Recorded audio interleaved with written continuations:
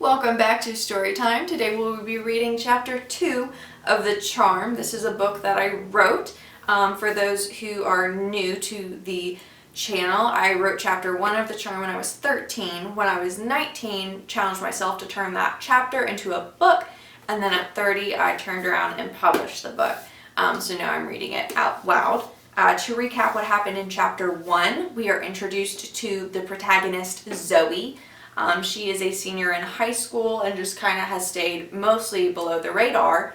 That was until Matt, the love interest of everyone at that school, took notice in Zoe. And then when this happened, Ashley, who's like queen bee of the school, homecoming queen, started trying to make Zoe's life miserable. So Zoe feels that Ashley is jealous of her because Matt likes Zoe and not Ashley. Ashley was especially mean to Zoe one day in Spanish class, and Zoe in her head hoped something bad would happen to Ashley, and as she thought that, Ashley's water bottle mysteriously exploded. Matt stared at Zoe as if she was the one that made that happen. Later, at the very end of the chapter, Zoe is gifted a charm necklace by her older sister. She mailed it to her from college.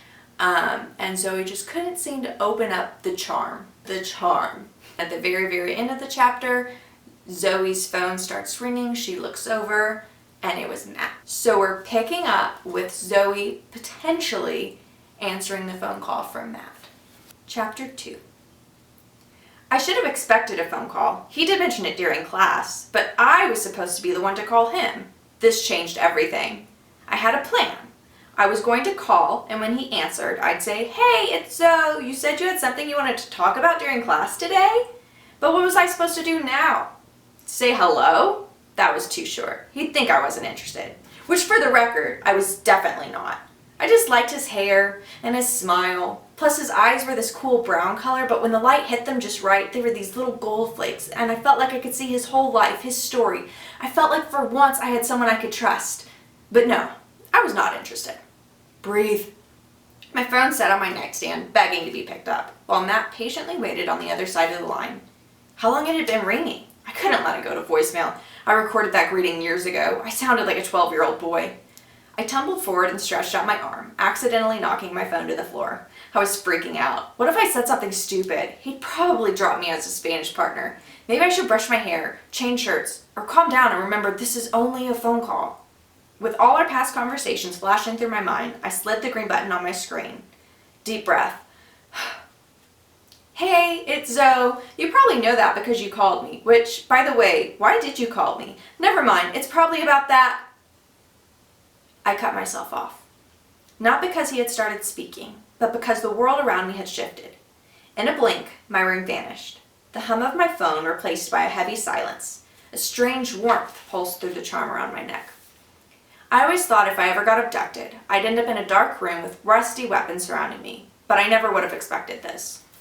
The room was painted a light purple, empty except for the world's softest couch, which I happened to be sitting on. I rested my palm on the cushion, and even with the slightest pressure, my hand sank deep into the fabric. My usually matted, buttoned-up hair cascaded perfectly past my shoulders. Soft brown waves framed my face. It wasn't until now that I noticed the t-shirt I had worn to school was the same shade of blue as the box that had been waiting for me on my bed, making the necklace stand out just as much as it had when I first saw it. Was this a dream? No. Everything felt too there. The air didn't float or blur like dreams did. It pressed gently against my skin. The room was awake. I was awake. Something flickered on the wall, catching my eye. I turned, expecting a window, but there wasn't one. The chandelier overhead scattered light like water, and it bounced directly off something on my wrist. A silver watch I had never seen before. Feminine, sleek, but the hands refused to move. Its stillness felt wrong, like it was waiting for something. My black jeans made my silver Converse look like new, which wasn't out of the question, considering I didn't own these shoes 5 minutes ago. While I was still struggling to get the hands on the watch to move, Matt's best friend Jake opened the door at the far end of the room. His normally playful smile had turned serious. His light eyes were almost drowned out by the strawberry blonde hair, which was always messy enough to make him look like the drummer in a rock band, but neat enough to know his mom still took him to his regularly scheduled haircuts. His sudden presence should have startled me, but his tapping fingers drew me forward, almost hypnotic, so I followed him out the room and down the hall. Lining the walls were huge glass windows that revealed multiple tiny rooms, each covered in white tiles that appeared to be about a square foot apiece. Every room had a thick metal door with a series of locks securing it. I should have been terrified, but instead, a strange sense of calm rushed over me. At the end of the hall was a windowless door, protected by even more locks than the others. The door itself was different, too. It seemed stronger, like whatever was hiding behind it was worth protecting. I took one cautious step towards it, and the world blinked. In less than a breath, I was no longer in the hallway. I was on the other side of the armored facade. This had to be a dream. This couldn't be real. My hair had no knots in it, and I still hadn't found my brush. Explain that, Jake. Or Ryan. Or Matt, who were all standing in the room with me.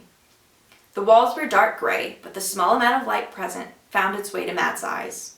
Slowly, the light spread throughout the room, revealing a table with a few scattered papers.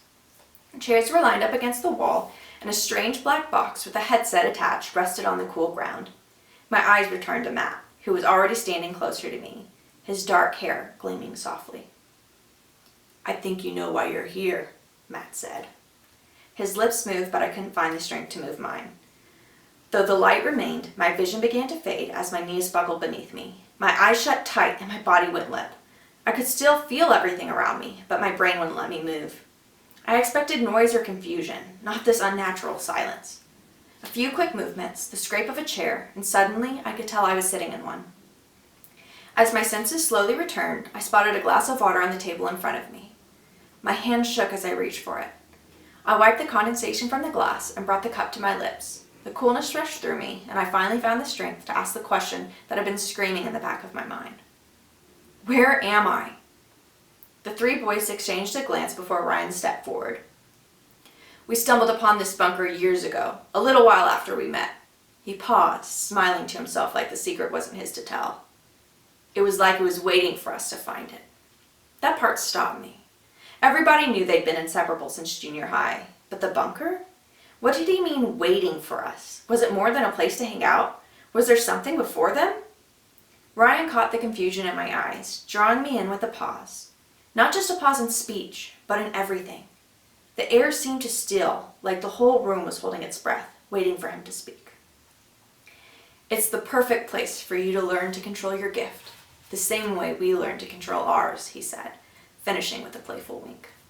None of this made sense. I still didn't know where I was, what he meant by my gift, and theirs? They had something too? I didn't realize I'd stopped breathing until a gasp of air filled my lungs, the pounding pressure in my head making it spin. I was convinced this was one of my dreams, the kind where I think I've woken up, but I can't move, can't speak. But even in my dreams, there's always some thread of reality, a part of my brain that twists nonsense into something real. And that's when it hit me. The water bottle. The scene from earlier played in my mind for what felt like the 100th time. It was me. I did do it. The thought was impossible, yet it fit like a puzzle piece I hadn't known was missing. I made the bottle explode. I looked down at my hands, trembling like they had in class, trembling like when I tried to open the charm. I looked up, and the golden Matt's eyes began to consume the entire room. Jake snapped his fingers, and the floor beneath me shifted again, as if the world itself had tilted to his will. A bright light flooded my vision, leaving my eyes spotted as I blinked into focus. I knew where I was, though I'd never been here before. Thousands of people stood frozen mid-step, captured in time along cobblestone roads lined with bakeries and boutiques. They looked so sure of themselves, so proud to stand where they stood. Then I saw it. The tall, iron-latticed tower I had only ever seen in books. The Eiffel Tower. I stood in awe of its height, its elegance. Was I in Paris? Or was this a vision conjured by whatever power Jake held? Tourists in berets were paused mid-laugh, snapping pictures as their kids pretended to lean against the monument. And I felt him. Matt stood to my left, his movements fluid. He turned to me, met my eyes, and smiled gently, a quiet confirmation that this wasn't in my head. "Jake teleports. That's how you're here," Matt explained casually, like it was no big deal. "And Ryan? Let's just say none of these people are this good at standing still." I scanned the crowd again, frozen. Mid-bite, mid-blink, mid-laugh. Was this all a prank, or had Ryan really stopped time? With a single snap of Jake's fingers, the world folded in on itself and I was back in the gray room. "I don't understand what's going on," Confusion resonated in my voice as I searched for someone, anyone who would give me answers. "We need you," Matt said, his expression serious. "What are you talking about?" Now I was starting to panic. "We're talking about your gift," Ryan answered. "It's like ours, something only you can control once you learn how. There's so much potential there, and you're the only one who can help us." What were they talking about? What was going on? None of this even seemed possible. I couldn't physically or mentally handle anymore. I wasn't good in front of people, and now I found myself with 3 of the most influential boys at my school staring at me, waiting for a response to a proposition I didn't even understand. The room started spinning again, but this time I was able to keep my balance. I held the heart-shaped box dangling around my neck and shut my eyes, hoping I would vanish. I didn't want this to be real. I wanted to feel normal again, or at least my version of normal. How could I be their chosen one? It takes me over 2 hours to pick out what show to watch, and they think I can decide my own destiny? My skin felt cool as my head rested on my pillow. I turned towards my nightstand and glanced at the clock. 5:30 in the afternoon. It was still Wednesday. No way enough time had passed for me to have been halfway across the world.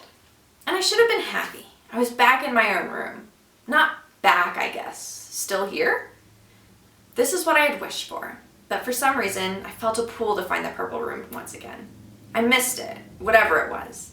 Oddly enough, it felt like I belonged there.